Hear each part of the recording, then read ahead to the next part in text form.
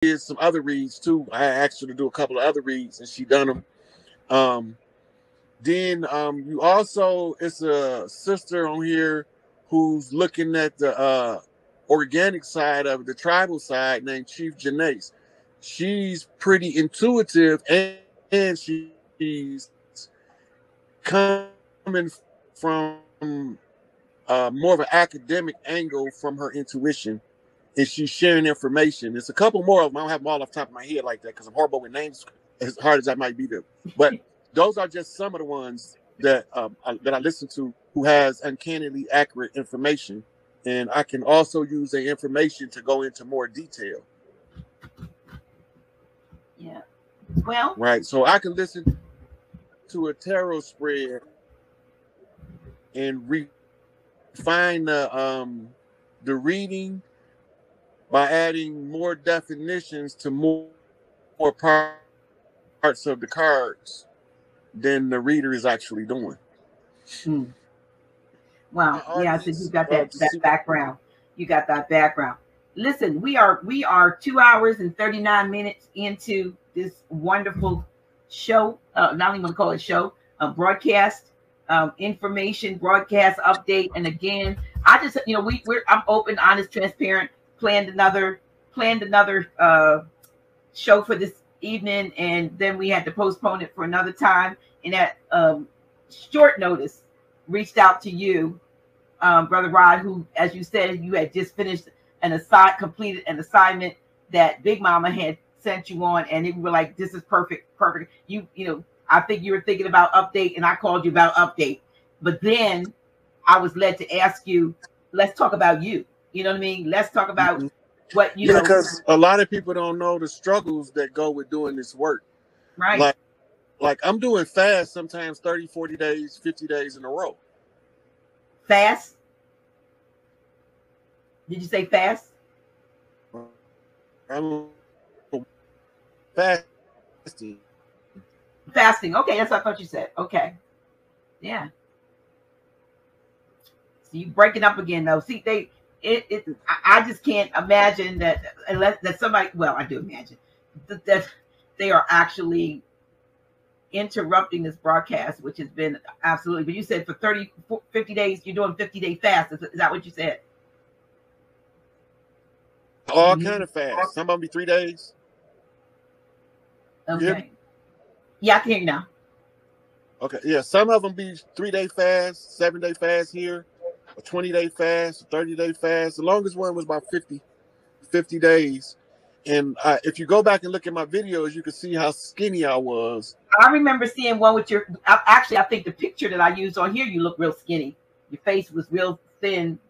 The picture I used for the, that you a lot slimmer, a lot more slender. Yeah. Right. So I went, my physical condition is about 260 to 268. I had got all the way down to 180 something pounds. So I lost almost 100 pounds doing fasts alone. That don't got nothing to do with the meditations, the shadow work, facing the demons. And that's generational curse breaking. That stuff not easy. It sounds easy, but most of us don't understand that we actually breaking generational curses by changing certain behavioral patterns that we picked up from our parents. Wow. And yeah, and it's a lot of things you got to face. And then you have to all of the, it's almost like Prometheus. It's almost like, well, I always tell people,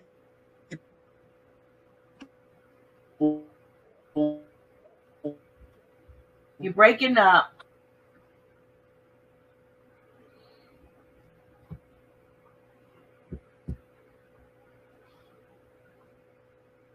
Can you hear me, Dr. G?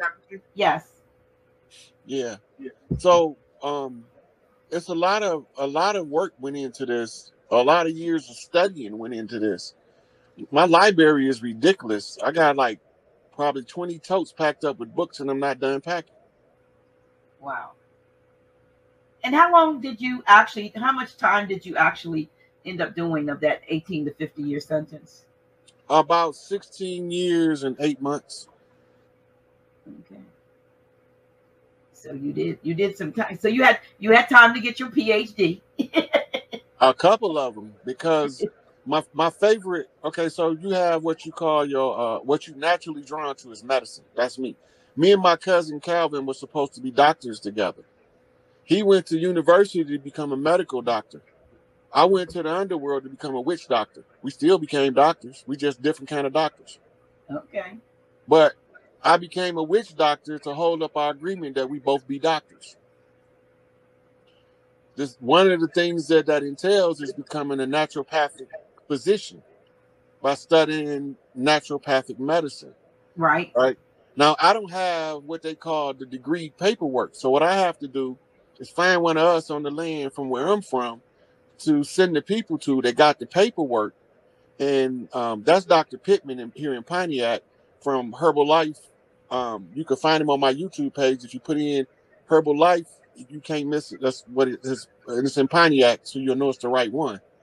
But I refer people to him because he got the paperwork and he know the information that I know about health and maybe even more. I'm inclined to believe that he's more versed in what he called Ayurvedic medicine, which is a naturopathic medical training. Every doctor from India goes through it with their Western medicine teachings. So if you get a doctor from India and they want to write you a prescription, always ask them what's the organic treatment for this. That's a naturopathic remedy. They'll have to give it to you because as a doctor, if you ask for an alternative to treatment that's effective and they're aware of it, they obligated under their Hippocratic oath to give you the information. So the last physician that I was attending was from India. And I used to ask him all of the information to get all of the. I used to be in there quizzing his interns and asking them medical information. And one of my favorite things to ask them is the most fascinating thing they learned about the human body. Because for me, the most fascinating things was you don't just have a heartbeat, you got a brain beat. Your brain beat like your heart. That was so amazing to me. So when I started doing my fetal development studies, it made sense because the same stem cells that form the heart is also pulsing, forms the brain. The central nervous system is formed in a straight line, and from that, the heart and the brain both come from different parts of it. Right, And, the spine being the governing vessel where it starts to form on. Yeah. And your third brain is your intestines. And if you learn to control your appetite, you can control your base desires for anything. Increases your willpower overall.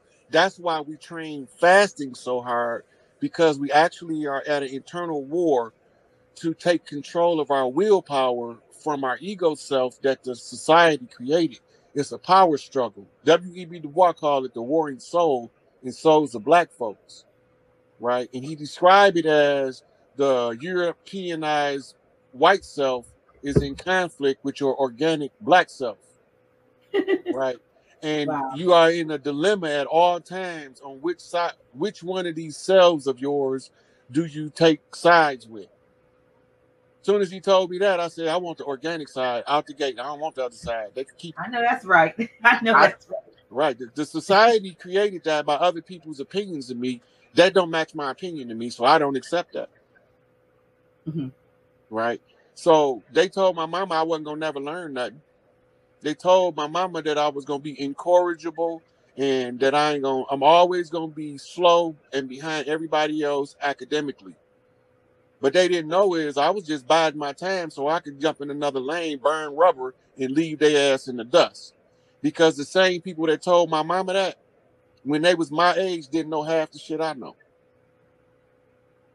Right. So here's something else probably people did not know about you, that you had such a background in holistic, and herbal medicinal formulations, and just the knowledge of what is and what isn't going on a holistic basis. But you and I have spoken before, and you have shared that with me.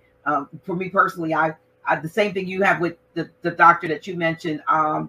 Botanica, who I I also advertise, on the channel. He and I, Brother Dave, but now more Dr. Botanica and I work together because I do the AO scans. And when those reports come up and show all of this stuff is going on, not now he can read, I can read them, but he could read them from his medical, holistic, medical practice. And he does use a lot of Oriental medicines. He understands and understands and understands. So we work together. So once I do the scan, then he gets the reports, and then he can give them protocols and so forth. And I've seen so much. I mean, my cat was listless for like some of y'all have seen me pick my cat up sometime and put him, let him be seen. Well, 4 days ago, he became ill and listless, and he hadn't eaten for 3 days.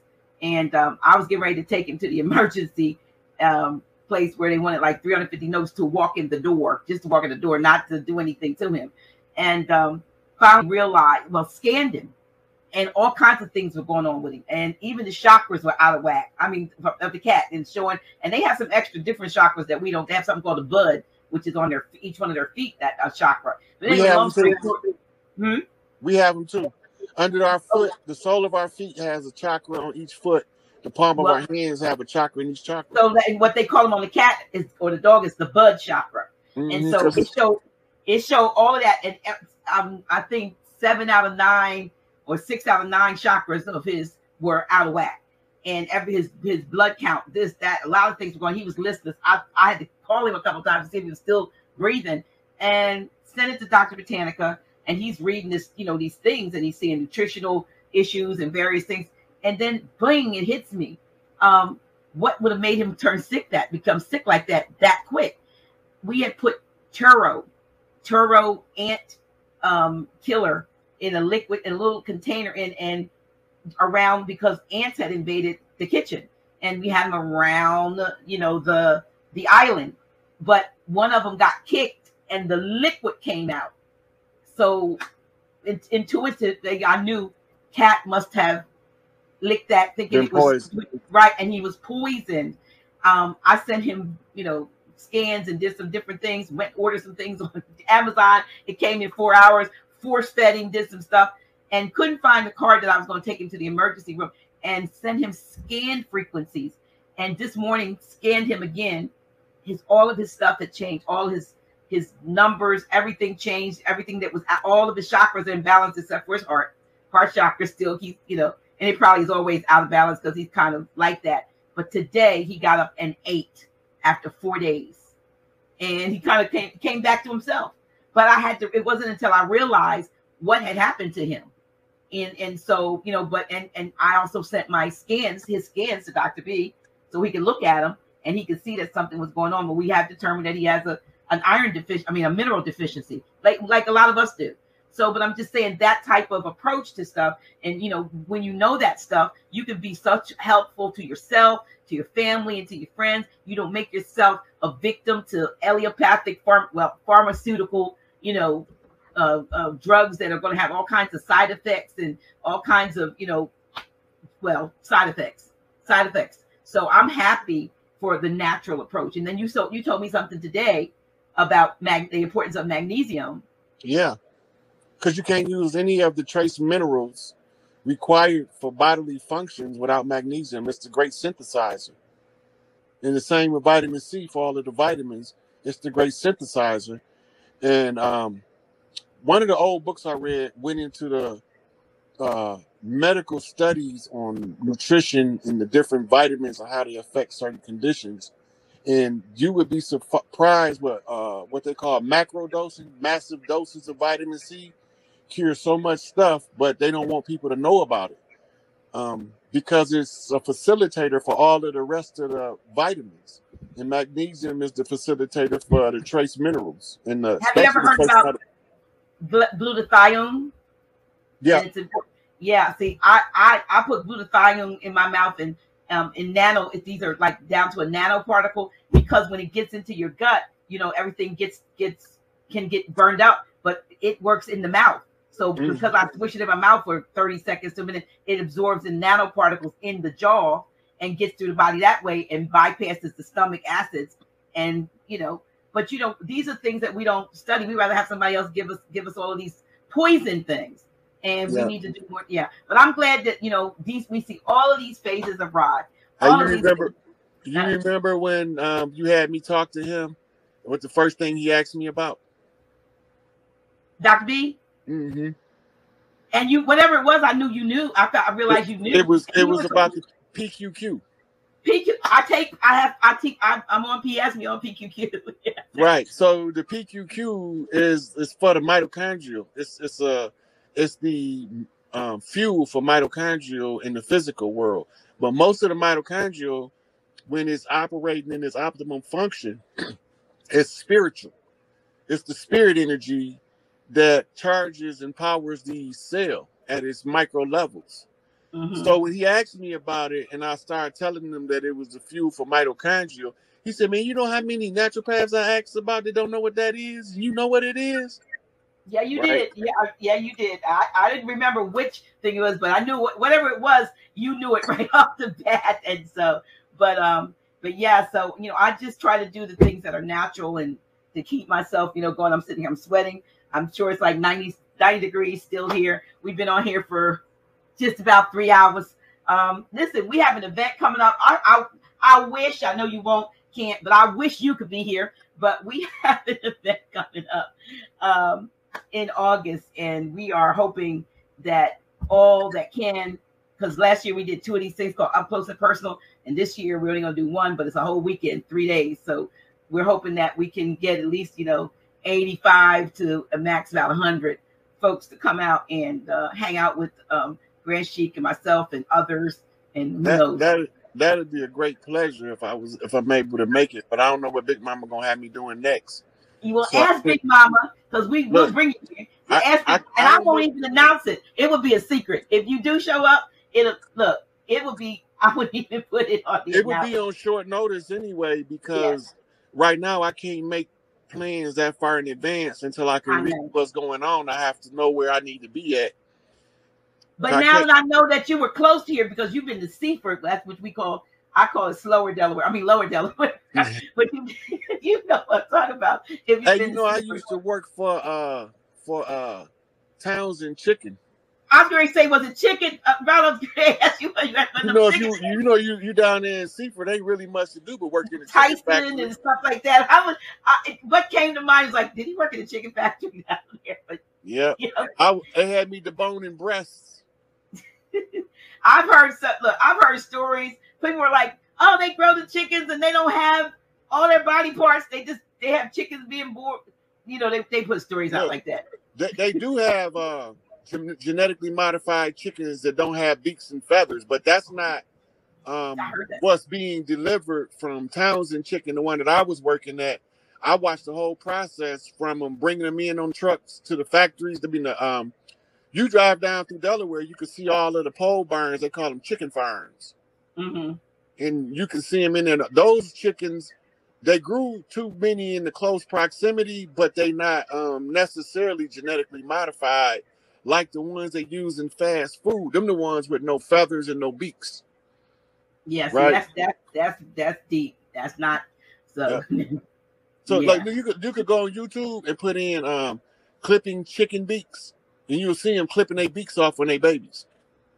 It ain't no secret. Wow. Well, KFC don't blatantly call themselves Kentucky Fried Chicken no more. They just call themselves KFC. It's a lawsuit I read when I was locked up. Somebody sued them and said that they shouldn't be legally allowed to call they genetically modified organisms chicken, and the courts agreed with them and told them that they couldn't call themselves Kentucky Fried Chicken no more. So they changed the moniker to KFC. Wow. Well, that's deep, y'all. If you're still eating that stuff, that's deep. Wow. Well. Listen, this has been absolutely a wonderful exchange. And I'm sure, aside from, the interruptions with the sound and the picture kind of sticking, this has been good.